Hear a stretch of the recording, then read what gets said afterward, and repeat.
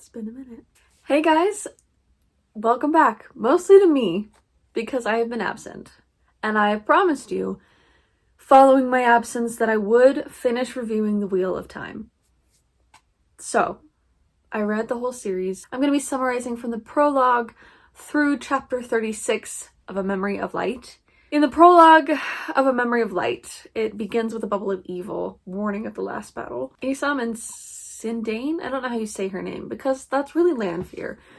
I will probably most often refer to her as Lanfear so we can all remember who she is, because she's had a lot of names. A lot of the Forsaken have had a lot of names. But they meet, and Lanfear tells him to kill Rand, and gives him 2 men who can channel to assist him. Following events from the previous book, Aviendha and the Wise Ones are discussing the future that she saw for her people and her posterity, and they all agree that that future should be basically contended, that they need to challenge those possibilities to save their people. Andral and Puvara are at the Black Tower. They're making plans to escape. Andral is a mild level channeler man. He's not really great with most things, but he's really good with gateways. Puvara is a sister of the Red Aja who came to bond with an Ashaman. There's this whole thing going on, you know, they're bonding. I have to say this is like one of my favorite plot lines. At that time, Moradin is introducing Time to the other Chosen as he is now becoming one of the Chosen. He's being raised to that position as one of the Forsaken. Talmanis is hurt as he's trying to help the people escape Caemlyn.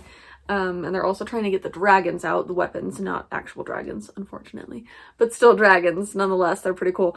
And he encourages mercenaries to help him and kind of sasses them, which is fun. And then Leilwyn and her husband talk with Nynaeve. Leilwyn no longer wants to fight for her own people, who are the Shan-Shan. And Nynaeve kind of gets after them for losing the Mail Adam, which was used against Rand by one of the Forsaken. So Nynaeve's, you know, evidently, understandably upset by that. Going into chapter 1, titled Eastward the Wind Blew. There's that classic opening wind that goes through the world. It's such a cool perspective, and I love the opening of that in the books. Finds Rand and Perrin walking together and they're laughing. Some of my favorite stuff are the boys reuniting, and just the people from the 2 rivers, but those boys especially. And I like seeing Rand and Perrin seeing each other's growth, especially as these guys have been like talking about how much they admire each other and how much they wish they were like each other. But they're talking and laughing together.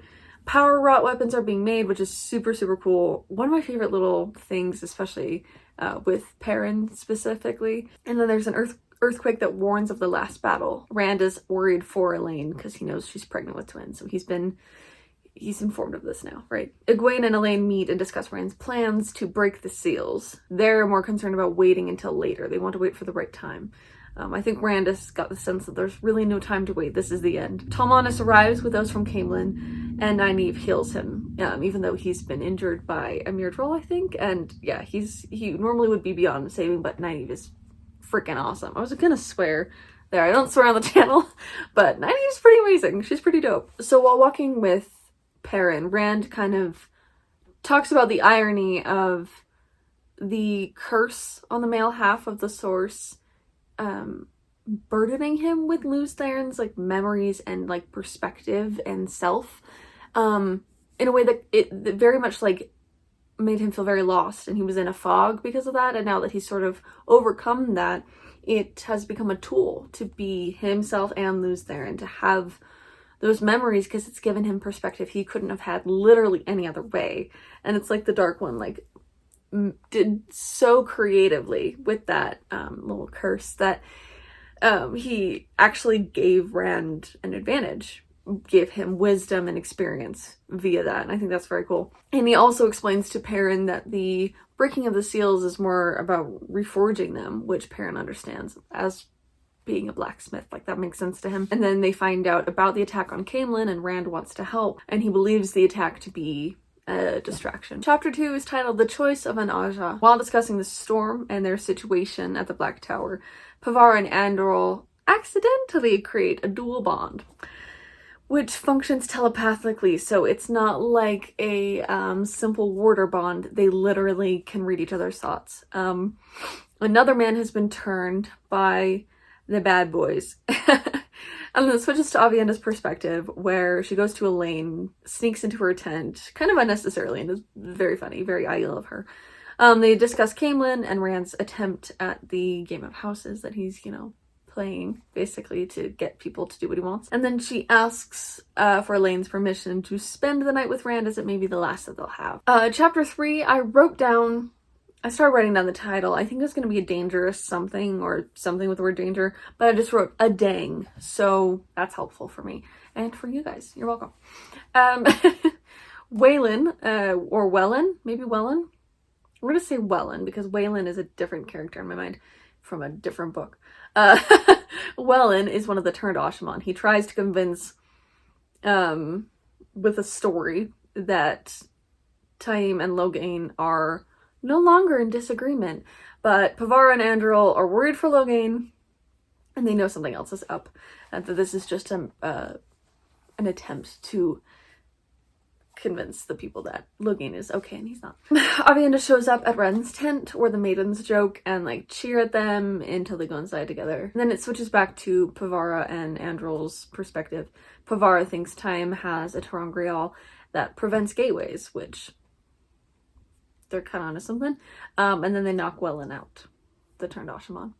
In chapter 4, titled Advantages to a Bond, Pavara and Andril open up to each other. They learn where Logain is and they plan to rescue him before he is turned. Rand meets Moradin in a dream shard, and he has this realization that Moradin hates himself and is looking forward to the last battle, not for a victory, but so he can be done.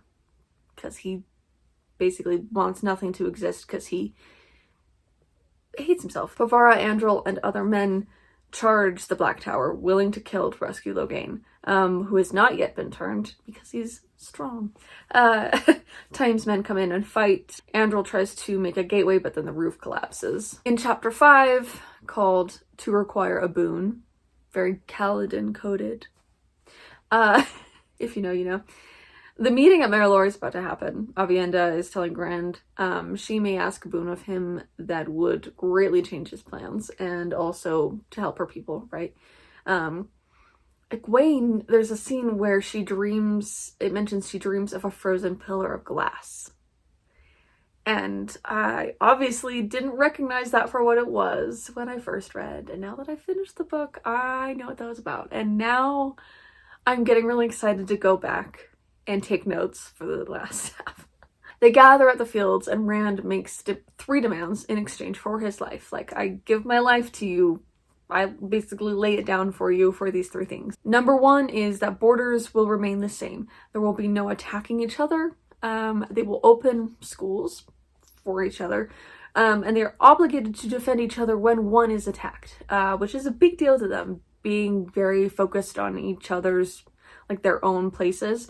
And also with the Shanchan and everything that's going on there, that's kind of a big deal. Number 2 is to allow the breaking of the seals. Egwene hates this idea, naturally. His intention is to kill the Dark One and end it. And then number 3 is that Rand will be the commander of the world's armies to increase unity. And as Rand's saying all these things, and everyone's aghast that he would request this, even though it's the end of the world, people, wake up. Gotta do some crazy stuff, okay? Gotta make some changes. Moraine enters. Boom. Our Lady making an entrance. I love her. Chapter 6, I don't know if it's just called a knack or if that's all I freaking wrote down. But chapter 6, everyone reacts to Moraine walking in. And notably, Nynaeve hugs her, which is nice. I like it. Nynaeve's she's no less strong, but I think connection and care for people no longer feels so much like a weakness to her in some ways, and she's not afraid of Moraine, which is a big growth thing for her. Because Moraine's arguably the one Aes Sedai that, I think people could trust for the most part. Anyway, Moraine tells everyone to listen to Rand because prophecy. That's literally what I wrote down. Listen to Rand because prophecy. I mean, that's a lot of the argument in these stories. Rand promises to work things out with the Shanchan in the claws, and the Aiel are added to the claws as enforcers of it. So they're kind of like a police force, which, they're a very honorable people, but they have to stick with that honor because not all of the Aiel have been honorable, right? So Egwene is decided as the one to break the seals, kind of throwing her a bone in this distaste she has for the idea. Elaine is then also decided as the commander, as Rand will be busy at Shell Ghul, so that's probably a wise move. As they talk, they decide that they can't save the wise ones who are already Damani, basically Shan-Chan slaves, which I don't understand. Like, I just don't. That's probably my biggest gripe, and I'll get into that in a different video, of like how they handle the Shan-Chan, how the story handles the Shan-Chan, and someone could probably explain it to me. And I recognize nothing's supposed to be perfect at the end, and these people are still fallible, but that's like evil. Like, that's like the dark one. Wouldn't he like slavery? Wouldn't that be nice? Like, wouldn't it be nice? Okay, anyway. Moving on. I will have my rants later. Anywho, but then Rand mentions that an old friend needs help. And then Lan is assisted by Borderlanders and the Ashaman through a gateway. Chapter 7 is titled Into the Thick of It. No, that song does not play, but it'd be really funny if Michael Kramer said that. Or Kay Redding. If either of them sing that little song. Anyway, Elaine walks out of her tent and finds a grove of steading-like trees that grew in a matter of like 5 minutes. Rand stuff, the effect he has, right? And then there's a lot of battle discussion. Yes, I wrote battle discussion because I have a hard time understanding it or caring. Not that I don't care, but it's like, I trust you guys. If I was in this war, I'd just be like, tell me where to go. When it comes to reading battles, I have a really, really hard time understanding that it's no one's fault. It's like a preference thing, even if it's well done. There are going to be 4 main battlefronts, and Caemlyn is going to first draw out the Trollocs. These 4 battlefronts will be led by, how do you say his name? Agamar? Whatever. Gareth Bryn, Bashir, and Ideralda. Fael is tasked with getting the Horn of Valir to Mat when the time is right, and looking over supplies and distribution, because she is the manager of all managers. Lan learns that they will fly the banner of Malkier, tells mourning men, mourning as in sad, to laugh and cheer the fallen in their honor. In chapter 8, titled The Smoldering City, Elaine has an announcement that she carries the babies of the Dragon Reborn to kind of bolster them, especially after lighting Caemlyn on fire. Andral and Provar have been dug out of like the collapsed ceiling to be turned by the bad boys, as I have been calling them. 13 Murdral are there to turn Imarin, which is yucky. So scary. No thank you. In chapter 9, titled To Die Well, Lan uses the Ashaman Narishma to leave Bulin's body preserved at the top of a mountain, which is, I like that. I don't know why I like that. But the men are honoring him and celebrating him. And then Lan is trying to accept that he will have to leave behind Malkier once again, which is devastating for him. Poor Lan. He deserves better. His people deserve better. Egwene and Gawain are married off screen, which is like, eh. And as I'm reading this, I'm like, I forgot that. A hospital is placed in Mayenne. Egwene gets Leiluin to swear fealty to her after everything with the male Adam. And then Rand and Elaine dine, as you know, baby daddy and mama. They talk about their kids, and he shares his Dragon Mount story, like what he went through in that beautiful, beautiful scene. And then she says not to deny the people the chance to defend what they love, that he's so worried about dying for them, but she's like, can't you let them die for what they believe in too? Like, let us take care of the thing that we care about, like our lives. And then he gifts her a seed that is used to create an Ongrial, which is cool. And she gifts him a dagger, Terongrial, that hides one from evil, which is cool.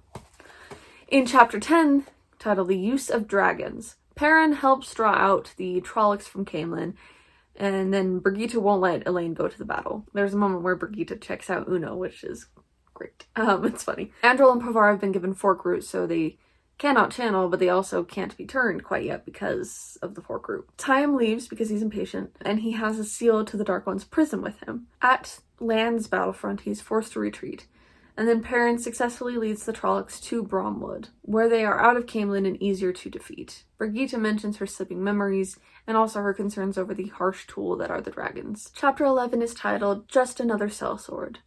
Adalorna, head of the Green Aja, hints that Egwene would have been green. She's been getting a lot of this. You would have been great in our Aja, whatever, right? Because she never was officially in an Aja. Egwene encourages Bryn to use the Aes Sedai more in his battle plans. And then Mat travels to Ibudar in disguise, worried he would be blamed for late Queen Tyland's death. Then Rand is waiting for the right time to face the Dark One. He leaves Lan and Nynaeve with 2 crowns, which is so beautiful to me, I don't know why. And then he tries to fight Time, who is trying to shield him, but then Time leaves. Chapter 12, A Shard of a Moment. Birgitta is worried that she has lost her connection to the Horn. She's also forgetting her love, Gaidel. They fight Trollocs in the forest, and then Rand is in his own dream shard and finds a cave he's seen before. In there he finds Meryn, aka Sindane, whatever her name is, aka Lanfear, aka Serene, is that her name? Am I crazy? Okay. That's literally what I wrote down, that's funny. But she cannot use her love for him as much of a tool, against him. He shows her his plan to kill the Dark One. And then Perrin asks a wise one about dreamwalking, kind of in relation to this, which she warns is evil and dangerous. So it's like being physically in the dream. What Slayer does, I'm pretty sure, or what he can do. Going on to chapter 13, What Must Be Done. Egwene leads 100 Aes Sedai in Kandor, most of them Green Aja, against an army of Trollocs. She uses Weaves of Earth the most, that being her special skill. Elaine and Bashir meet and talk battle strategy, Elaine recognizing they will need to retreat to draw the Trollocs, but not wishing to do this much longer, because it's kind of a risky play. Perrin charges Tam Althor with authority over the Wolf Guard. Bornald tells Perrin that Ordeath, aka Padden Fane, actually was the one who ordered the deaths of Perrin's family, not the Trollocs. Perrin meets Rand at Shell Ghul to discuss entering Teleran Road physically, and Rand allows a gateway opened there every day to give Perrin the chance to return. So I think it's Grady who will be opening the gateway for him. And then Perrin and Gaul enter the gateway together to hunt Slayer down. Chapter 14 is Doses of Forkroot. Perrin and Gaul plan to find what's blocking the gateways at the Black Tower while in the World of Dreams. They run into a woman Perrin smells to be Lanfear, he can smell her, who is in disguise. She claims she wants revenge against the person who led to her being imprisoned, and then she vanishes. In Andrel's POV, Logain has yet to be turned despite the 12 attempts. He tricks one man to kill another, freeing Andrel from the shield. Then he's able to burn his and his companion's bonds. There's a fight during which Andrel manages to swallow Time's balefire by weaving a small gateway, and then it cuts to Lanfear appearing again before Perrin, explaining that she dosed the guards of the Dream Spike with Forkroot. They discuss how to use the Dream Spike and Lanfear's current standing with the Forsaken, but Perrin does not trust her. And then Andrel fights using gateways to kill Dreadlords and save Logain. It's really awesome. I love Andrel. That's such a cool way to fight with gateways. Anyway, in chapter 15, titled Your Neck in a Cord. Who is this about? It's about Mat, of course. Mat is trying to break into the Terrazin Palace to inform Tuan of Galgan's betrayal. He's doing it via balcony. It's very graceful of him. Salucha actually finds him and aims a crossbow at him. They chat and she corrects him as Tuan's name is now Fortuona. It's the only name change where I'm like, okay, slaver. I need a drink of water. Rand meets with Tam to gift him a replacement sword. And then Tam talks about how the flame and the void were less about archery or swords, but more about inner peace, which checks out.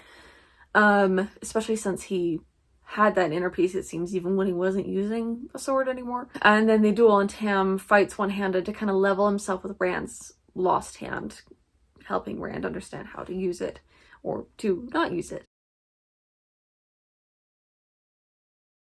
And then Mat and Tuan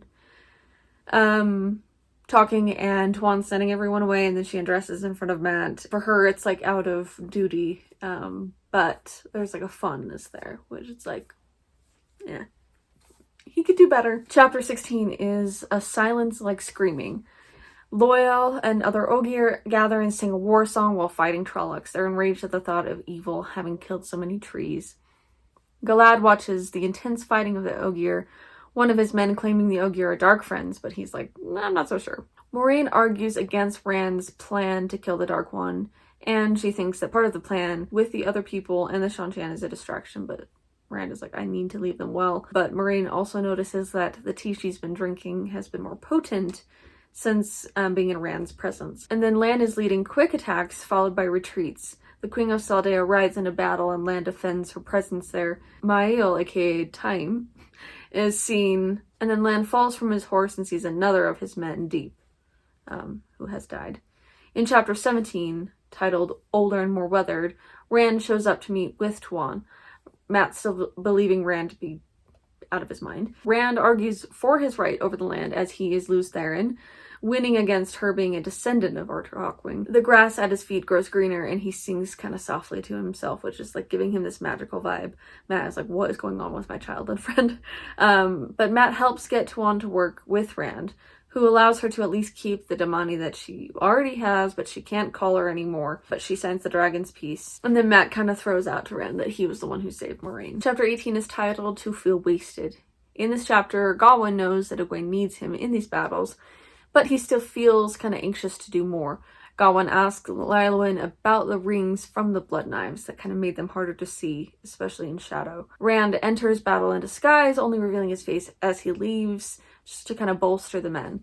And then Cadsuane shows concern with Rand, embracing the idea of his death so much, which he claims is inevitable. At the end of the chapter, Baldir suggests suspicion of Lord Agelmar, or Agelmar, however you say his name, but Lan says he will continue to trust him.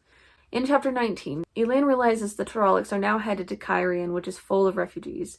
Egwene meets with the Wise Ones until Ranriod, who say it is more dangerous there now, noting the effects of balefire with the pattern.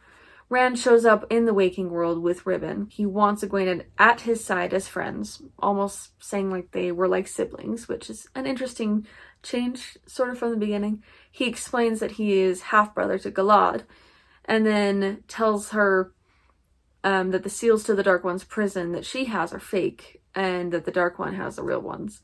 Mat is getting dressed as a nobleman in Tuon's world. In chapter 20, Egwene shoots large fireballs at Trollocs, but they still end up needing to retreat.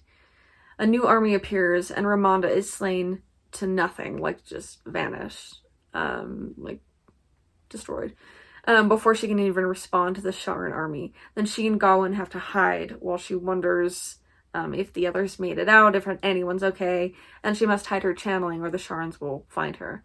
Avienda and other Aiel are working under Ituralda.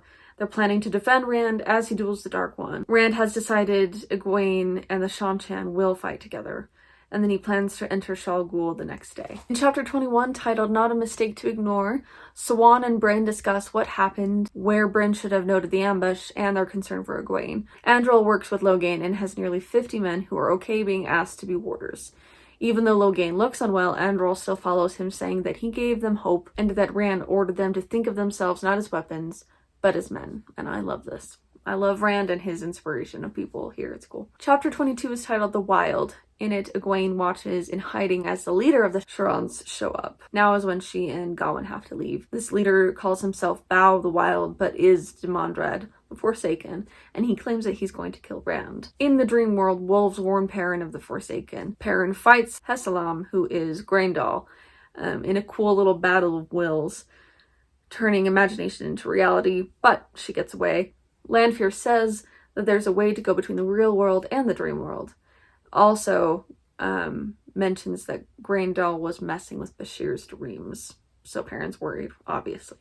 In chapter 23, titled At the Edge of Time, Gawain leads Egwene and puts on one of the rings of the blood knives. Egwene has to find inner strength outside of channeling, which she's very, very good at, having dealt with the whole situation at the White Tower. But since channeling right now would get her caught, she really, really has to. When a Sharon woman attacks her, she's saved by Lylwyn. Then she, Gawain, Bale, and Lylwyn escape via skimming through a gateway. The Aiel and Ashaman and Aes Sedai work together to help Rand get into the Pit of Doom with Moiraine, Tom, and Nynaeve. Avienda fights other channelers who aren't afraid to use balefire or its effects on the pattern. She even pulls off a woman's arms with channeling because Avienda is freaking dope. And then it shows how Tom is set up watching, like he's like guarding, as Moiraine and Nynaeve form a circle with Rand, leaving him vulnerable, sort of leading that circle. Nynaeve worries about his wound, which bleeds on the rocks as foretold. And then a voice says, "It is time, let the task be undertaken." Chapter 24, titled To Ignore the Omens. Tuan/Fortuna, I'll call her Tuan for the sake of understanding. She observes Mat's out-of-placeness, ultimately naming him Notai, I think is how it's said, and including him in the war plans. When tempted to take Mordamani, Mat has to convince her to go after the Amyrlin to help. Lan plans for the next Trolloc attack, and Lord Agamar complains of odd dreams, but they don't worry of this, even though they definitely should. When faced with desperate odds, Elaine gives an empowering speech to her Hermes, not denying what must be done, but reminding them of their honor and why they fight for what they fight for. I like a lot of the speeches. It's kind of one of my favorite parts of this big fantasy stuff, is the empowering, emboldening, awesome speech giving and just general inspiration. They use the dragons against the Trollocs. Birgitte still has to argue with Elaine to keep herself safe, because of course. And then in Aeteralda's perspective, he is happy to slaughter Trollocs after the trauma he received. In chapter 25, titled Quick Fragments, Siuan, Egwene, and the Sitters are reunited. Egwene is informed of the joining of the Shan-Chan, but she's wary, understandably. Rand enters the cave with his ladies, Moiraine and Nynaeve. The light shining off of Callandor shows this, form of a man that has no eyes, and Moradin explains that his master no longer needs a vessel, is kind of what he says. And then Moradin doubles down on basically the dark side, attacking Rand, not giving Rand a chance. Lan notices a mistake made on the battlefield, which is important, and then Perrin knows that Rand is at Shal Ghul, and he stops Slayer from shooting an arrow at Rand. They engage in battle with Slayer, and the wolves join in. The worlds are very close to each other here. It mentions he sees human, snakish creatures, which I find very interesting. And then he places the dream spike inside the cave, kind of blocking off entrance into the cave via gateway. You can only enter from the outside of the cave. But he's concerned about what Graendal was doing with Bashir in his dreams. In chapter 26, titled Considerations, Egwene and Tuan argue over their ideals and their boundaries. I'm obviously Team Egwene. Egwene brings up that Audam work because Sul'dam can channel. The slavers can channel with their slaves, who can also channel, but they're in denial of this, and Mat has to kind of intervene at that point, even though I was kind of dying for a reveal with that, that Tuan accepts that about herself. But Mat has to intervene, because the ladies can't get along. Sorry, I'm being salty, so I'm going to drink some coffee, my bad. Then in Elaine's POV, she passes out, and when she comes to, it is discovered that Bashir made an error in his battle plans. Believing him to be a dark friend due to the suspicious nature of what he's done, she takes away his authority and arrests him, and then returns to the battle despite all the surprises. In chapter 27, it is titled Friendly Fire. Bryn is having to kind of reorganize roles as some people have been killed. Joni, a lancer, will be replaced by Uno, and then Anna, who is to send a message to Tuan, is replaced by Min. Min gets Mat to send Tylee to Bryn, Tylee being the Shan-Chan leader, to Bryn to help him, and Tuan notices that Min is a doomseer. In chapter 28, Too Many Men, Lan notes a mistake on Agamar's part and is suspicious. Baldir thinks something is not quite right with Agamar. I don't know if I'm saying his name right, but I know that they are right, that there's something wrong with him. There's this cool scene where Loyal is inspired by the bravery of the humans despite how short-term their lives are. He says each one had been given such a short time to live. It's it was this gift and they were giving it up in battle. He sings a song that makes nature green around him and continues to fight. Mat talks with Min about how she could help Rand as she works for Tuan, kind of convincing her that she could be of use that way. And then Mat wants to observe the battlefield and Tuan wants to join in. In chapter 29, titled The Loss of a Hill, Egwene is concerned about the Trolloc trap that killed Joni and worries about Bryn. Agamar gets outed as a weak point and is relieved of duty, so it's starting to kind of come up that, oh, these 4 captains are compromised. But Agamar seems to kind of hate himself for it, as Tenobio was ultimately sent to her death. Mat notices Bryn's mistaken orders and helps in the battle, so he's like, you messed up somehow, something fishy is going on here. And then I like how he says he wants to feel the pulse of the battle. I think that's cool. He needs to be in it and living it. And then he sends Min to Egwene to warn her of Bryn. Chapter 30, The Way of the Predator. Perrin sees Hassalam, aka Graendal, exit Rodell's tent. Elias in wolf form says he will warn of the influence over the captains. and then he leaves. And then Slayer is seen at the entrance to the Pit of Doom. Rand fights Moradin with Callandor, and he has some thanks to give to his dad for teaching him how to fight with a lost hand, that it doesn't matter that he lost a hand. And then Moradin basically says his punishment for believing that he was the Dark One was to be brought back to life, to be returned to life, as he says. And then Rand falls in the pit. I wrote LOL next to this because all I can think of is Parks and Rec and the Pit song, but we're gonna move on from that thought. Oh boy. Logain shows up to help Elaine, and then Andral weaves gateways that deliver lava from Dragonmount over the Trollocs. Wouldn't that be so cool? Come on, guys. If the show continues, I'm not saying it will ever get this far. I don't want to get my hopes up. I know some people are hoping that it doesn't, but wouldn't it be so cool to see that? To see the gateways letting in the lava, taking out some Trollocs? I mean, that'd be sick. Okay. In chapter 31, titled A Tempest of Water, Egwene realizes Mat is leading some Shan-Chan, and Uno says he's been betrayed or tricked, as no reserves showed up to help. Egwene laughs off Mat's accusations of Bryn and doubts his ability to lead the armies. Rodel Itralda remains steady despite his dreams and the urges they've given him to change tactics. When Myrddraal attack, he fights the voice in his head until wolves show up and Elias stops him from, making any decisions. He knocks him out. Egwene admits that when Mat is right, he saves lives. I love that quote in the book. Okay, when he's right though, he saves lives. And there's this scene that she remembers from their childhood where he once dove into a river thinking someone drowning, and then they weren't drowning and he gets made fun of. But then when it happens again, someone is actually drowning and he saves them. I want to talk more about that. Maybe I'll do a character dedicated video to Mat. And after Egwene realizes that Bryn has been under compulsion, she realizes that Mat is the best and only choice to lead the armies. In chapter 32, A Yellow Flower Spider, Mat can view the battlefield via a gateway, which is super cool. It's he's got a little TV of the battlefield. He orders the Shan-Chan to stop calling the Aes Sedai Marath Damani, basically not yet Damani is what they're calling them. And Min is sharing her viewings, needing to suggest to Tuon to not punish anyone for what she views, but rather if they actually do something bad, it has to be proven. I'm Tuon, you dummy. Okay. All four of the captains are now admitted to be compromised, and they decide to unite on the fields of Maralor. Galad's friend and fellow member of the Children of the Light is found dead. In chapter 33, The Princess Tabak, Perrin and Slayer fight in Telanraud, near the Sea of Storms. Perrin is exhausted without real sleep, as time is so weird in the dream world.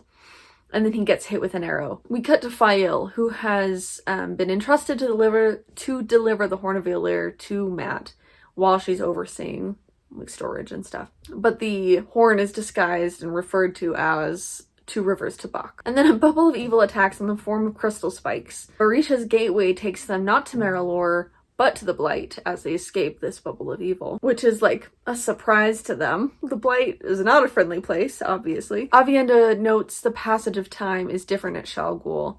There is a break in the fighting, for now, this little bit of a lull, during which Cadsuane and Aviendha find Hessalam/Grendel after investigating the channeling that they sense, and then they deal with Trollocs and watch for male channelers, these ones being red-veiled Aiel men who were sent to the Blight once their channeling was discovered, so they didn't really fully grow into the Aiel role because they were banished to the Blight, which is dark, but very interesting. Chapter 34 is titled Drifting. Rand has to anchor himself to the pattern as he observes it from the outside. He's sort of in a weird foggy state. The sword fight with Moradin was basically just stage 1, and as the Dark One now is coming at him. Perrin is now kind of fading after being hit with the arrow, and then Fael and Satal, they plan the best course of action to get them and the caravan out of the Blight. And then Fael suspects that Satali or whatever, who is ex-Aes Sedai, is behind things potentially. Aviendha then tries to hold, fighting off male channelers and Trollocs and keeping a circle the whole time. They are attacked and lose members of the circle, and then Hessalam disappears with Serene. Chapter 35, A Practiced Grin. 15 of Fael's caravan now at this point have died, a few days in. Olver mourns everyone, still plotting his father's revenge. Unfortunately, Olver, the young child, is there with Fael. She keeps the horn safe and secret. And then it cuts to Cadsuane, who kind of muses that she likes the Aiel, like their roughness, and she helps Aviendha understand what happened with Hessalam/Graendal. After setting up a trap back in the Blight, Fael finds Vanin and Haran, wow, words, with the horn. Kind of, she tried to hide it, but then they find it, and they're fighting a beast. They toss the horn as they escape, and Fael must tell her people to run from the beasts. Chapter 36 is titled Unchangeable Things. Nynaeve and Moraine are watching Rand and Morden fight, and Nynaeve finds Alana dying and like chained to a rock, and can only use herbs and knowledge of wisdoms to help heal her, as channeling is not an option while being connected to Rand this way. Though Alana's death could make Rand freak out because he's technically bonded to her as a warder, which could devastate him and cause him to make a mistake or to freak out. Mat is teaching some skills to his armies, shows different things he's trying to show them how to do. He wonders where the horn is, kind of like, okay, where's that horn? And then he senses that the enemy has arrived. He gets this like feeling. Perrin uses the last of his strength to wake, though he is there physically. It's like a very dangerous thing to do. And it is something that he has watched Slayer do and learned from Slayer, funny enough. And he succeeds and is discovered and taken to be healed. Capital H healed. So that is where we are. That was chapter 36. We went through the prologue to now. It took me a minute. Dive in the comment section and I will be there. I have been absent from comments for a while, but as of like basically today when I post this, I will be checking up on things and seeing how you are all doing. I look forward to discussing more Wheel of Time. Bye.